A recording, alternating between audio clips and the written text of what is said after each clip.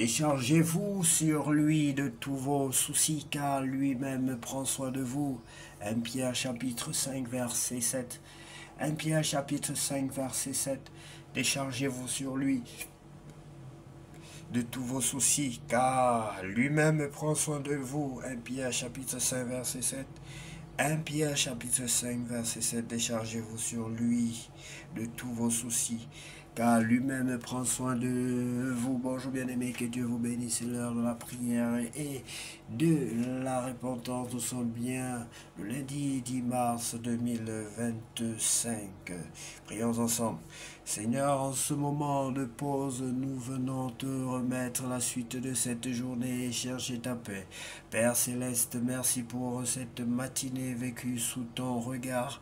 Nous te confions nos pensées, nos préoccupations et nos forces pour poursuivre cette journée avec foi et sérénité. Remplis-nous de sagesse et de patience, éclaire nos décisions et guide nos pas. Que nous soyons des témoins de ton amour, apportant lumière et paix à notre entourage. Ta parole nous encourage. Déchargez-vous sur lui de tous vos soucis, car lui-même prend soin de vous.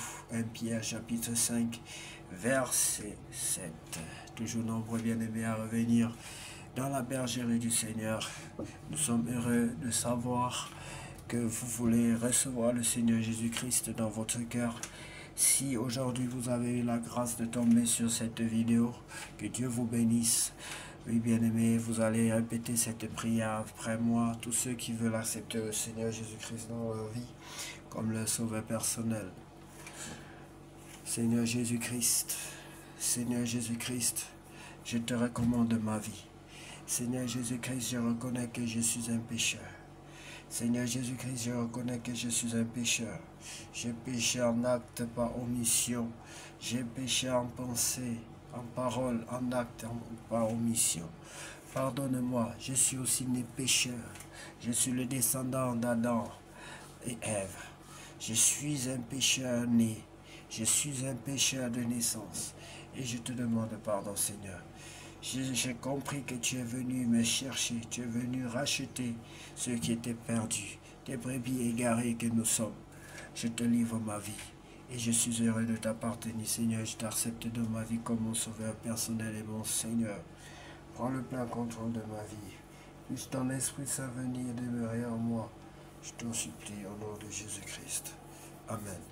Sans plus tarder, bien-aimés, nous allons lire la parole de Dieu dans le livre de 2 Thessaloniciens, chapitre 1. Salutations, moi Paul avec Silas et Timothée, j'écris à l'église de Thessalonique qui appartient à Dieu notre Père et au Seigneur Jésus-Christ. Que Dieu le Père et le Seigneur Jésus-Christ vous bénissent et vous donnent la paix. Le Seigneur viendra pour juger le monde. Frères et sœurs chrétiens, nous devons sans cesse remercier Dieu pour vous. Cela est juste parce que votre foi fait de grands progrès et l'amour que chacun de vous a pour les autres grandit de plus en plus. C'est pourquoi nous disons aux autres églises de Dieu combien nous sommes fiers de vous. En effet, vous restez fidèles et vous gardez la foi, malgré les souffrances et les difficultés que vous connaissez. Ces souffrances montrent que Dieu juge avec justice. En effet, elles vous rendront dignes du royaume de Dieu pour lequel vous souffrez. Oui, Dieu fera ce qui est juste, il fera souffrir ceux qui vous font souffrir. À vous qui souffrez, Dieu vous donnera le repos avec nous. Quand le Seigneur Jésus apparaîtra, il viendra du ciel avec ses anges puissants, au milieu d'un grand feu, et il punira ceux qui ne connaissent pas Dieu et qui n'obéissent pas à la bonne nouvelle de notre Seigneur. Voilà qui est dit, bien-aimés. Voilà la punition pour ces gens-là, ils seront détruits pour toujours, loin du Seigneur et loin de sa puissance glorieuse. Cela se passera le jour où le Seigneur viendra, alors ceux qui lui appartiennent lui rendront gloire, Tous ceux qui croient en lui l'admireront. Vous serez parmi eux, parce que vous avez cru au Seigneur, au témoignage que nous vous avons donné. C'est pourquoi nous prions sans cesse pour vous.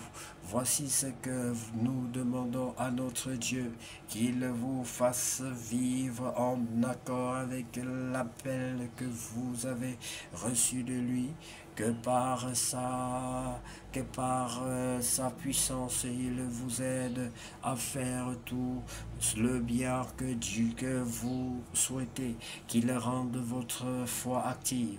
De cette façon, grâce à vous, le nom de notre Seigneur Jésus recevra de la gloire et lui aussi vous donnera de la gloire. Tout cela est un don de notre Dieu et du Seigneur Jésus-Christ. Car toi seul, Seigneur Jésus-Christ, revienne la gloire, la puissance et l'honneur pour tous les siècles. Amen. Merci infiniment pour ta parole, Seigneur. Ta parole, c'est la vérité. Ta parole, c'est la vie. Ta parole, nous nous.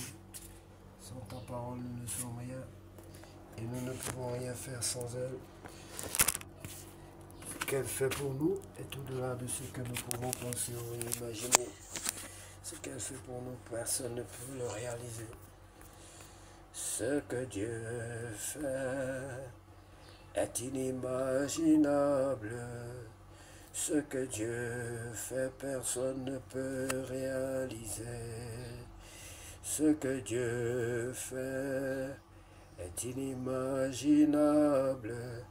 Ce que Dieu fait, personne ne peut réaliser. Ce que Dieu fait est inimaginable. Ce que Dieu fait, personne ne peut réaliser. Ce que Dieu fait est inimaginable.